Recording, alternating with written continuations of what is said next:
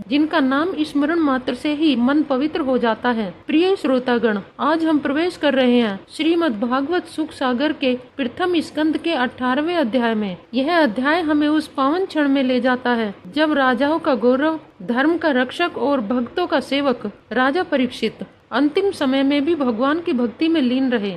यह प्रसंग केवल एक कथा नहीं बल्कि यह संदेश है कि मृत्यु सामने हो तब भी जिसने प्रभु का नाम थाम लिया वह मोक्ष का अधिकारी बन जाता है। 18वां अध्याय हमें यह सिखाता है कि जीवन का अंतिम क्षण ही हमारी साधना की परख है। राजा परीक्षित ने 7 दिन तक केवल भगवान की कथा सुनकर अपने मन को पूर्णतः श्री कृष्ण में स्थिर कर लिया। तक्षक का विष भी उनके लिए मृत्यु नहीं बल्कि भगवान के धाम का द्वार बन गया। यह अध्याय हमें याद दिलाता है यदि अंतिम समय में मन प्रभु में लगा हो तो जन्म मरण के बंधन से छूट जाता है। तो आइए भक्तों, भक्ति भाव से इस अमूल्य अध्याय का श्रवण करते हैं और प्रभु के चरणों में अपने हृदय को अर्पित करते हैं। सूत जी ने कहा, भगवान श्री कृष्ण की कृपा से पृथ्वी पर जब तक अभिमन्यु पुत्र परीक्षित ने राज्य किया तब तक उनके साम्राज्य की चारों सीमाओं से बाहर रहते हुए भी कलयुग का साहस परीक्षित के राज्य में प्रवेश करने का नहीं हुआ। जिस दिन इस पृथ्वी से श्री कृष्ण का वर्चस्व समाप्त हुआ उसी दिन से पृथ्वी पर अधर्म का मूल कलयुग आ गया था। सम्राट परीक्षित जानते थे कि पुण्य कर्मों का श्रेष्ठ फल संकल्प मात्र से ही प्राप्त हो जाता है, परंतु शरीर से पाप कर्म करने पर उसका दुष्प्रभाव अवश्य प्राप्त होता है। यह कलयुग शूरवीर धर्मज्ञ लोगों के सामने बड़ा कायर व बड़ा डरपोक है, किंतु प्रमादी और दुष्ट वृत्तियों में लिप्त रहने वालों को यह पल भर में ही दबोच लेता है। वहाँ उपस्थित ऋषियों ने सूत जी से कहा, हे सूत जी, आप मृत्यु के मुख में पड़े हुए लोगों को भगवान श्री कृष्ण की लीलाओं का श्रवण करने के लिए कहते हैं। यज्ञ करते करते हमारे शरीर यज्ञ के धुएं से धूमिल हो गए हैं, फिर भी हमारे इस कर्म से हमें भगवान श्री कृष्ण का सानिध्य प्राप्त हो जाएगा अथवा हमें कोई मुक्ति का मार्ग दिखाई देगा, इसकी कोई भी संभावना हमें दिखाई नहीं पड़ रही है। जबकि भगवान श्री कृष्ण की भक्ति से प्रेमी भक्तों को पल मात्र में ही मुक्ति प्राप्त हो जाती है। हे सूत जी, समस्त प्रकृति गुणों से युक्त आदि स्वरूप भगवान के अनंत कल्याणकारी गुणों से पार तो ब्रह्मा और शिव जैसे योगेश्वर भी नहीं जा पाते। आपने तो अपने जीवन का लक्ष्य ध्रुव तारे की भांति श्री कृष्ण को ही माना है, इसलिए आप सत्पुरुषों के एकमात्र आश्रय भगवान श्री कृष्ण के उद्धार और विशुद्ध चरित्र का श्रवण हम श्रद्धालुओं को कराइए। हमें बताइए कि महाराज परीक्षित ने श्री सुखदेव जी से मोक्ष दाता भगवान श्री कृष्ण का चरित्र किस प्रकार सुना। ऐसा रसमय मधुर लीला वर्णन सुनकर आत्मा को बड़ा सुख मिलता है और जीवन श्री कृष्ण के चरण कमलों में प्रेमा भक्ति द्वारा अर्पित हो जाता है। सूत जी बोले, हे ऋषिवर, आज हमारा जीवन सफल हो गया है, क्योंकि आप जैसे महात्माओं की संगति और संवाद से नीच कुल में उत्पन्न होने पर भी समस्त हीन भावनाओं का दमन हो जाता है। फिर उन लोगों की तो बात ही क्या है जो सदैव सत्पुरुषों के एकमात्र आश्रय भगवान श्री कृष्ण का नाम जपते हैं। भगवान की शक्ति अनंत है, क्योंकि वे स्वयं अनंत हैं, उनके चरणों की कोई था नहीं है। ब्रह्मा जी ने भगवान श्री हरि के चरणों का प्रक्षालन करने के लिए जो जल समर्पित किया था, वही जल उनके चरणों की नखों से निकलकर स्वर्ग और भूमंडल में गंगा की पावन धारा के रूप में प्रभावित हुआ है। हे सूर्य के समान प्रकाशवान महात्माओं, आप लोगों ने जो कुछ मुझसे पूछा है वह मैं अपनी समझ के अनुसार आपको सुनाता हूँ।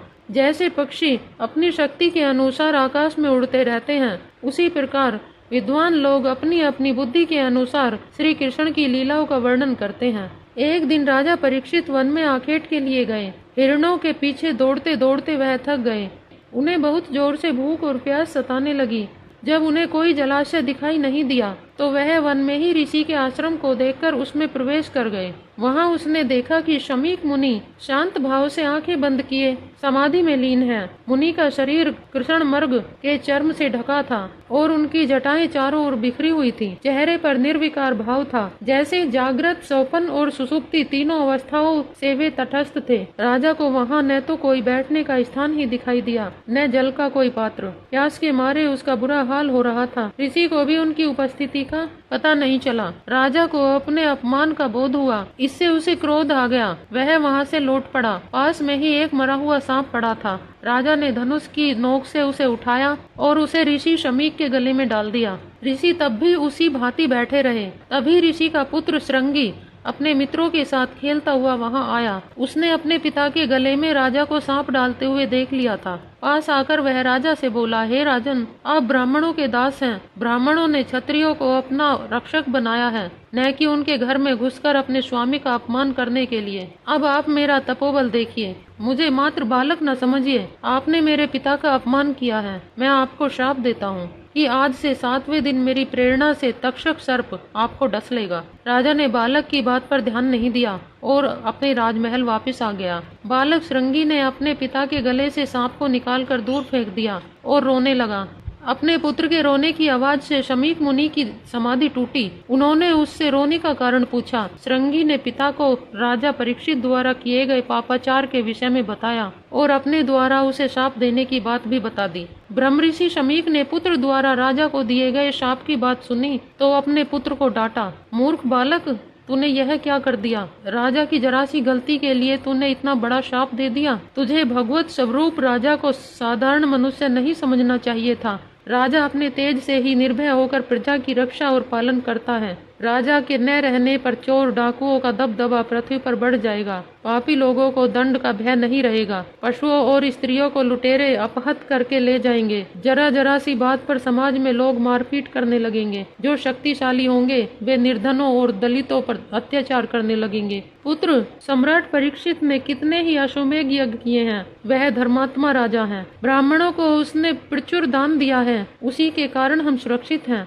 मुझे तो दुख है कि वह भूखा प्यासा मेरे पास आया, किंतु समाधिस्थ होने के कारण मैं उसकी कुछ मदद नहीं कर पाया। ऊपर से तूने उसे श्राप दे दिया। वे श्राप के योग्य कदापि नहीं थे। तूने नासमझी में घोर पाप कर दिया है। भगवान ही तुझे क्षमा करेंगे। महामुनि शमीक अपने पुत्र के द्वारा किए गए इस अपराध पर बहुत दुखी हो उठे और सोचने लगे कि इस अपराध का प्रायश्चित कैसे किया जाए। राजा परीक्षित ने उनका जो अपमान किया था उस पर तो उनका ध्यान ही नहीं था। वास्तव में महात्माओं का स्वभाव ही ऐसा होता है कि संसार में जब दूसरे लोग उनका बुरा कर बैठते हैं तब वे प्राय न तो दुखी होते हैं न हर्षित ही होते हैं। वे सुख दुख में समदर्शी बने रहते हैं। उनका चित्त गुण अवगुणों से परे होता है। श्रीमद् भागवत महापुराण सुख सागर का 18वां अध्याय समाप्त हुआ। जय श्री हरि।